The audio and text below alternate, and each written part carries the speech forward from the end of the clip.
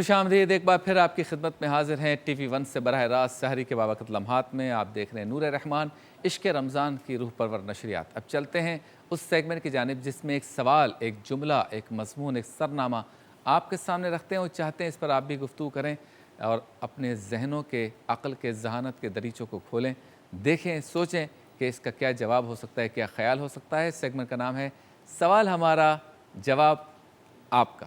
میرا سوال نہ ٹالے، بہت اداس ہوں میں۔ سوال یہ ہے، بات یہ ہے کہ مقصد کا حصول کس طرح سے ممکن ہوتا ہے۔ یعنی اگر آپ نے کوئی ٹارگٹ بنایا ہے کہ مجھے یہ مقصد حاصل کرنا ہے تو اس کو حاصل کرنے کے لیے کیا کیا چیزیں ضروری ہوتی ہیں۔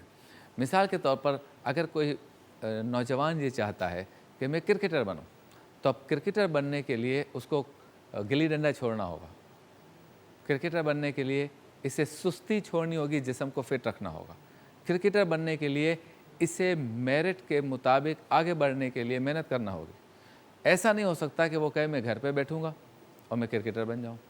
ایسا نہیں ہو سکتا کہ وہ اپنے جسم کو فٹ نہ رکھے، اتنا موٹا ہو جائے اور پھر کہے میں فاسٹ بولر بنوں گا۔ ایسا نہیں ہو سکتا کہ وہ اپنے مسلز کی اور اپنی فٹنس کا خیال نہ رکھے اور لنگڑاتا ہوا چلے اور کہے کہ میں کرکٹر بن جاؤں گا۔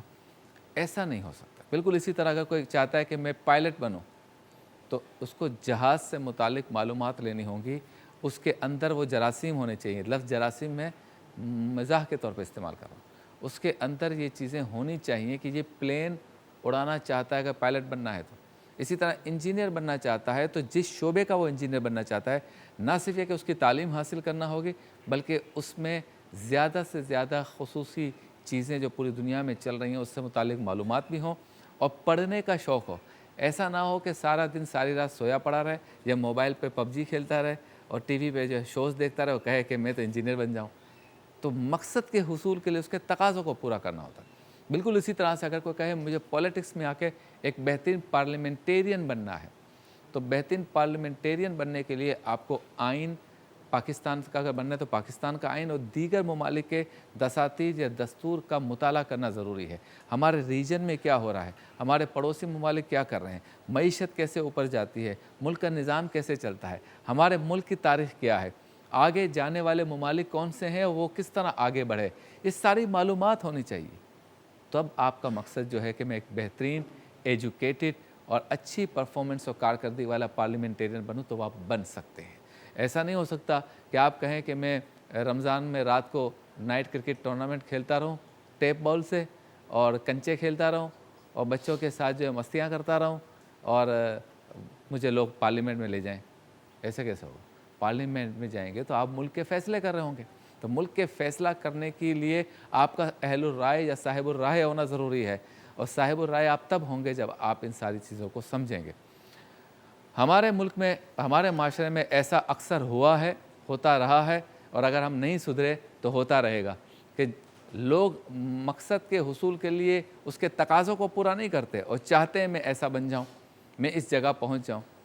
اب جب آپ نے اس جگہ پہنچنے کے لیے وہ کام ہی پورے نہیں کیے، وہ تقاضے ہی پورے نہیں کیے تو آپ کیسے پہنچیں گے؟ مثال کے طور پر مجھے یاد ہے کہ 1988 کی اسمبلی میں جب وزارت خارجہ پر یا ہماری خارجہ پالیسی پہ ڈسکس ہو رہی تھی تو ہمارے ایک ایم این اے جو ہیں، جو ایسے ہی ایم این اے بن گئے تھے، ایک بھیڑ چال تھی کراچی حیدرآباد میں، تو وہ بھی ایم این اے بن گئے۔ اس میں نشان کو لوگ دیکھتے تھے، شخصیت کو تو دیکھتے نہیں تھے۔ تو جب پوچھا گیا کہ آپ بتائیے پاکستان کو کیسی خارجہ پالیسی ہونی چاہیے، انہوں نے کہا ہمیں کیا پتہ، ہم تو نوکریوں کے لیے آئے ہیں۔ اب مسئلہ یہ ہے کہ نوکریوں کے لیے تو آپ آئے ہیں، لیکن جب آپ پارلیمنٹ میں بیٹھے ہیں اور خارجہ پالیسی پہ ڈسکس ہونی ہے، ایجنڈا ایک ہفتے پہلے آپ کو دے دیا گیا ہے، تو آپ کو اس پر ڈسکشن کرنی ہے، کیونکہ آپ کی ڈسکشن پر ملک کی خارجہ پالیسی کا انحصار ہوگا یا مرتب ہوگی۔ تو ہمارے ہاں یہ بہت زیادہ ہے کہ گدا گاڑی چلانے والا خواب دیکھ رہا ہوتا ہے میں ہیلی کاپٹر چلا لوں، ہیلی کاپٹر چلانے والا خواب دیکھ رہا ہے کہ میں میزائل چلا دوں، جس کو جو ہے وہ پانی والی پسٹل چلانا نہیں آتی وہ کہتا ہے میں سیکیورٹی گارڈ بن جاؤں، اور اگر ڈاکو آئے تو میں کلاشنکوف سے فائر کر دوں۔ ہر کام کے لیے اس کے تقاضے ہیں، اس کی ٹریننگ ہے، اس مقصد کے حصول کے لیے یا اس مقصد کو ممکن بنانے کے لیے آپ کو وہ کام کرنے پڑتے ہیں۔ اچھا پھر اس میں عمل دخل ہمارے والدین کا بھی ہوتا ہے. والدین کہتے ہیں میرا بچہ حافظ قرآن بنے گا, میرا بچہ عالم دین بنے گا. وہ دونوں چیزیں وہ نہیں بننا چاہتا یا اس میں وہ چیز نہیں ہے. میں یہ نہیں کہتا کہ خدا نخواستہ وہ دین سے دور ہے, لیکن اس میں بھی وہ چیز ہونی چاہیے. بعض لوگ ہوتے ہیں, بعض بچے ایسے ہوتے ہیں کہ جن میں ایسی کوالٹی ہوتی ہے کہ لگتا ہے کہ اس کا ذہن تصوف کی طرف جا رہا ہے, یہ علم دین کی چیزوں کی طرف دھیان دیتا ہے, مسائل کو پڑھتا ہے, یاد بھی رہتے ہیں, قرآن پاک کو کھولتا ہے, اس کی آیات کو یاد کرتا ہے, تو اس کو پھر اسی فیلڈ میں ڈالنا چاہیے. لیکن اگر کوئی بچہ ڈاکٹر بننا چاہتا ہے, آپ کہتے ہیں نہیں میں ڈاکٹر نہیں بننے دوں گا, یہ مسجد کا امام بنے گا. وہ کہتا ہے بھائی, امی ابو سے کہتا ہے, بھائی بہنوں سے کہتا ہے کہ میں ڈاکٹر بننا چاہتا ہوں, میں روزانہ چیزوں کو پڑھتا ہوں, نیٹ پہ چیزیں نکالی ہیں, مجھے گردے کے بارے میں پتہ ہے, دل کے بارے میں پتہ ہے, شوق ہے کہ میں اچھا نیورو کا سرجن بنوں, میں اچھا آنکھوں کا سرجن بنوں. لیکن ہم کہتے ہیں نہیں بھائی, تو مسجد میں اذان دے گا.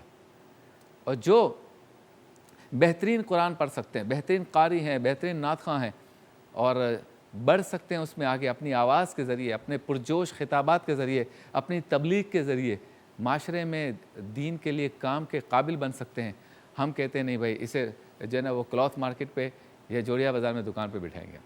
اب یہ مقصد کا حصول نہیں. اچھا اب آپ آ جاتے ہیں بحث کی دوسری طرف, وہ یہ ہے کہ فرض کریں کہ آپ نے ایک فیلڈ چن لی ماں باپ کے مشورے سے یا اپنے تئیں, آپ نے ایک فیلڈ چن لی, اب آپ اس کے کام میں لگ گئے. اس کے بعد بھی تقاضے ہیں, کمپٹیشن کا دور ہے.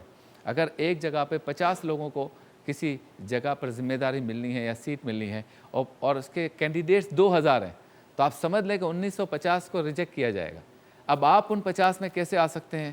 محنت سے, توجہ سے, ایکسپیرینس سے, معلومات سے, زیادہ وقت دینے سے, اس کی جتنے لوازمات ہیں اس کو پورا کرنے سے.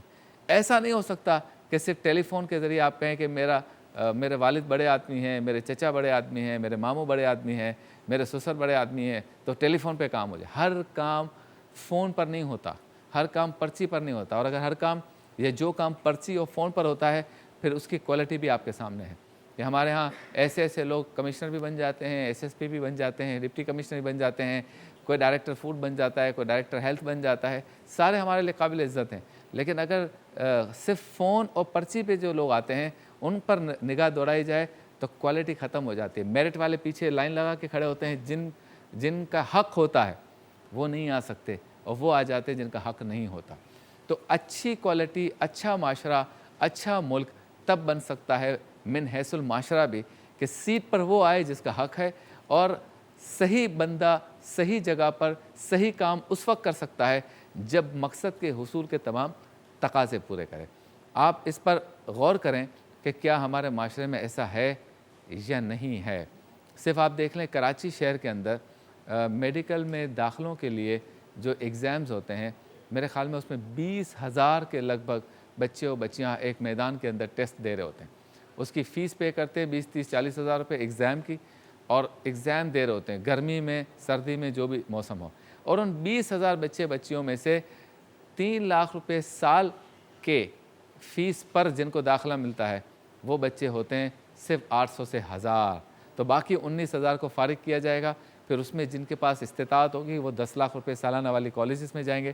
تو اب میں یہ کہوں کہ میرا بیٹا یا میری بیٹی یا میں خود بھی اس ایگزام میں بغیر کسی مطالعے کے, بغیر کسی اسٹڈی کے, بغیر کسی محنت کے کامیاب ہو جاؤں, ایسا نہیں ہو سکتا. اگر آپ پاکستان کے یا دنیا کے مایہ ناز سرجن بننا چاہتے ہیں تو پہلے آپ ڈاکٹر بنیں گے, اور ڈاکٹر بننا چاہتے ہیں تو پہلے اس ایگزام میں پاس ہونا ہوگا, اور اس ایگزام تک پہنچنا چاہتے ہیں تو پہلے 12 سال پڑھنا ہوگا, اور پھر جا کر 20,000 میں سے جن 1,000 کا انتخاب ہو رہا ہے اس میں آپ شامل ہوں گے.